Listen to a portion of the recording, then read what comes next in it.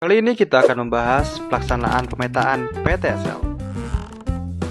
Melalui Kementerian ATR BPN, pemerintah Indonesia akhir-akhir ini telah menggerakkan suatu program berskala nasional. Ya, nasional, berupa pendaftaran tanah sistematis lengkap atau biasa disingkat dengan PTSL. Lalu tahapannya seperti apa aja sih? Penasaran? Pingin tahu? Itulah yang akan kita cari tahu melalui video ini. Pemetaan PTSL terdiri dari beberapa tahapan. Sebagai tahap awalnya, tentunya yang harus disiapkan adalah peta kerja.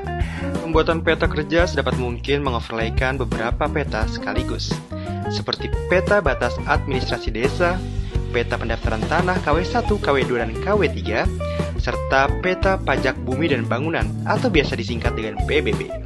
Selain overlay menggunakan data peta PBB, potensi bidang tanah K1 juga dapat dihitung dengan deliniasi citra resolusi tinggi atau dengan peta IP4T. Selain itu juga dapat dilakukan dengan cara penambahan akan peta lainnya, misalnya adalah peta batas kawasan hutan, peta kawasan konservasi, peta LP2B, dan peta lainnya.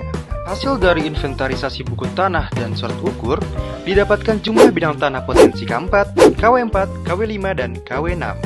Peningkatan kualitas bidang tanah KW2 dan KW3 menjadi KW1. Reposisi bidang tanah terpetakan. Entry data tekstual. Plotting studio bidang tanah K4. Pelaksanaan pengukuran dan pemetaan bidang tanah K1 bersamaan dengan pengecekan bidang tanah K4 di lapangan. Ditemukan bidang tanah potensi K4 di lapangan. Pengukuran bidang tanah potensi K1. Ditemukan bidang tanah potensi K4 di lapangan. Ditemukan bidang tanah K4 baru di lapangan. Bidang tanah potensi K4 yang tidak ditemukan di lapangan akan diblokir secara internal. Dalam rangka memperoleh peta lengkap unsur geografi seperti jalan, gang, danau, sungai, kawasan hutan, parit, selokan, fasilitas umum, dan fasilitas sosial, digambarkan dalam bentuk poligon pada PBT dan GeoKKP.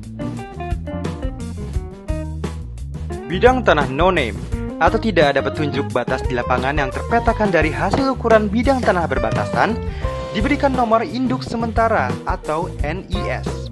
Terhadap bidang tanah no-name yang letaknya berbatasan dan telah diberikan NIB, maka akan dileburkan menjadi satu bidang tanah dan NIB diganti menjadi satu NIS.